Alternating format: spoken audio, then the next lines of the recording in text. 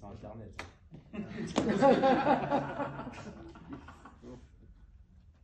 Bravo. En fait, ce que je racontais sur l'histoire de mon neveu, c'est qu'en fait, on choisit un mood. On choisit un mood et c'est vachement important, je vous assure. Moi, dans mon travail, je reçois des fois des patients qui sont dans une sorte de mood de victimisation. Ils sont dans une posture de victime. Ce que je leur dis, il faut absolument faire le switch. Puisque tu ne le penses, c'est toi qui décides. Est-ce que tu veux être dans de la noirceur ou tu veux être dans la couleur? Est-ce que tu veux être dans la tristesse ou tu veux être dans la joie? Tu vas me dire, mais ça ne dépend pas de moi. 70% de ta vie, mais en général 80%, 90%, t'appartient. C'est toi qui décides de ta vie. C'est toi qui décides d'en faire une belle histoire, une histoire joyeuse ou une histoire malheureuse. Je vais en raconter une histoire encore pour que vous compreniez à quel point ça c'est important. Moi, dans les émissions télé, parmi les choses que j'aime énormément, c'est des émissions sur les galaxies, etc., le trou de verre, etc. C'est phénoménal, c'est extraordinaire. Ouais. Phénoménal. Peut-être encore une fois à l'occasion, Christine Roussel, j'espère que c'est pas encore la dernière fois, que je le revois quand dans 2 ans. Et aussi sur les animaux. J'adore les émissions sur les animaux. Il y a une fois, il y avait une émission. Et juste avant de faire le pub, le présentateur, il a dit surtout restez avec nous parce qu'après la pub, il y a une histoire très particulière avec un vétérinaire passionné par les lions. Je me suis dit, ah, ça m'intéresse.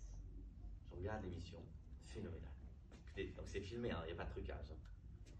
Le mec est tellement passionné par les lions, il vit avec eux, il mange avec eux, quasiment il dort avec eux. Et on le voit vivre avec les lions, ça se passe comme si de rien n'était. À un moment du reportage, il y avait une rivière, il saute dans la rivière. Arrivé au milieu de la rivière, il fait un signe à la lionne. La lionne, elle se redresse comme ça. Elle saute. Elle le rejoint. Elle patauge avec lui, elle s'enlace, il joue, il parle. Bon, d'accord, c'est surréaliste, hein? Ouais. Oui. Et là, le reporter, moi j'adore les reporters intelligents, il dit, et pourtant, les lions, les félins, ils ont horreur de l'eau. Je ne veux pas vous mentir, je ne savais pas. Je sais que le chat, mais en fait, comme peut-être que c'est tous les félins finalement. Et il dit, pourtant, c'est interdit de dormir pendant le cours, monsieur. J'ai fini. Il dit, écoutez ça, jeune homme. Il dit, et pourtant, les félins ont horreur de l'eau. Mais elle avait tellement envie de lui faire plaisir qu'elle a oublié qu'elle avait horreur de l'eau. Je trouve ça phénoménal. Tellement elle avait envie de lui faire plaisir qu'elle a oublié qu'elle avait horreur de l'eau. Ça veut dire quoi? Ça veut dire que je peux avoir horreur d'une certaine situation. Mais si je fais cette action dans un mood d'amour, dans un mood de bonheur, dans un mood de joie, ben la chose n'est pas facile.